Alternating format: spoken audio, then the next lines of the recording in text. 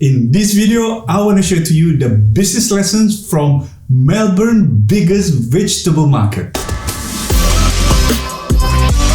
Welcome back to my channel. My name is John Ricci and I'm a qualified chartered accountant.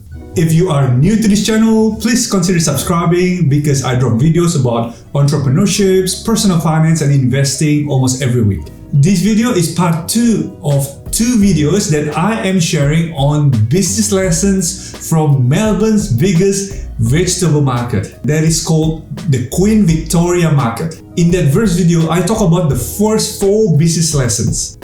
Lesson number 5. It is a highly competitive market because they are all selling the same thing. They're all selling vegetable, they're all selling banana, and there is no difference. They all look the same to me. Well, in Victoria market, they do have an organic produce, which is in a separate market where they can charge higher. But even in the organic market, they're actually selling the same thing because it is the same banana, it's the same tomato. So one of the things that they can do to differentiate their products is actually to build a brand behind their shop. So possibly with better branding, they can charge a little bit higher. Lesson number 6, inventory management. If you have been in retail business or are running one, that stock is that money. Especially if you are running vegetable shops where the goods are perishable, or if you are selling chocolates, these goods have expiry date. So you have to sell it before they are expired. Therefore, it is so important to control your inventory to make sure you don't buy too much, so you don't need to discount the item.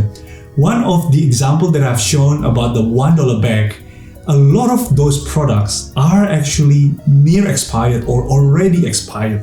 They are cheap for a reason. So if you can manage your inventory well, you can manage a better cash flow. And when you have better cash flow, you have got an extra money that you can use for marketing, for example, or sales or branding or advertising. A better cash flow will lead to better decision making. Since if your cash flow is actually very tight, you are just gonna be focusing on a week by week cash flow or a month by month. Like you can't actually think too far the next 6 months or 12 months because you are going to be in the survival mode. And believe me, I've been there. I know the pressure to pay suppliers. I know the pressure to pay the rent. I can totally understand. So inventory management is very, very important. Lesson number 7, customer service focus. Most of the sellers that I've seen, they only accept cash only. We are living in 2020 where we can pay everything from our phones, from our credit card, from our FPOS, and when these sellers only give one payment option, which is cash, it actually limits your sale. So as a business owner, you have to think, how can I make it easier for my customers to pay? So if your target customer is Chinese customers usually pay on Chinese UnionPay, Alipay and WeChat. Or maybe you also can consider Afterpay because that's where all the trend is going. I have given you all the business lessons, but I would like to give you a bonus strategy. The strategy that I am going to use is to move my physical store into online store. So I can sell 24 hours, 7 days a week. Because if you are selling only in the market, your opening hours is limited. For example, in Queen Victoria opening hours, it is from 6 to 3 p.m. or from 9 to 2 p.m. So your sales only limited during those points. But if you can sell 24/7 from your website, you can actually increase your sales if you get your marketing message right. The reason why I like online is because the expenses long-term will be reduced. In retail, your biggest expense has always been rent and wages. In online business, there is no rent that you need to pay. You will need to pay a domain hosting or some third-party provider or a little bit of techie stuff that you need to pay in order for your business to survive, but I still believe that it is still cheaper. Please note that this is not a financial advice. Please do your own due diligence. However, it is so important for you to know your numbers properly. How much is it going to cost to run an online business or a normal store in vegetable market? Not only that, I am going to try to get customers from the traffic to my stall in the market. For example, you can give them discounts, even extra discounts, in exchange for their email address. So once you have the email address, you can build an email list for your company.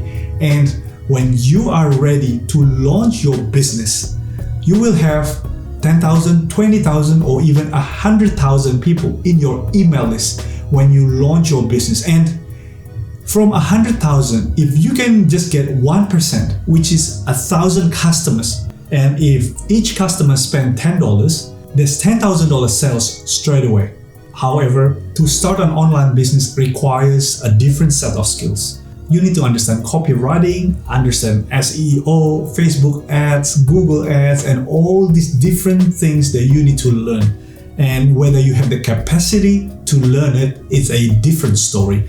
And as you know, COVID-19 has changed the retail business forever. I also would like to share to you a little bit about the retail history. Did you know that the first supermarket existed only in 1930?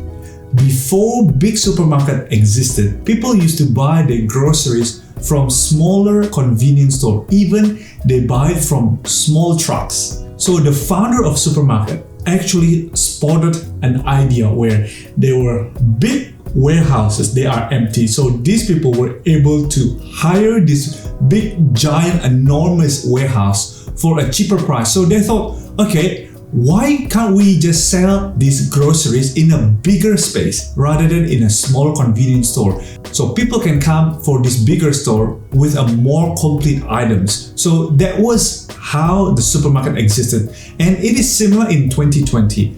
People couldn't go to supermarket because maybe they're afraid of COVID. And sometimes you can find pattern in every recession where new business model arises. So I think it's similar with 2020, where people started to switch into online store, online retail to get their groceries or to get whatever they want to buy. Thank you guys for listening to me until the end.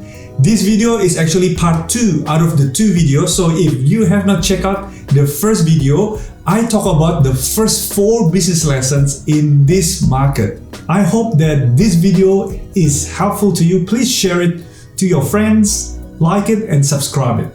And I will see you guys in the next video.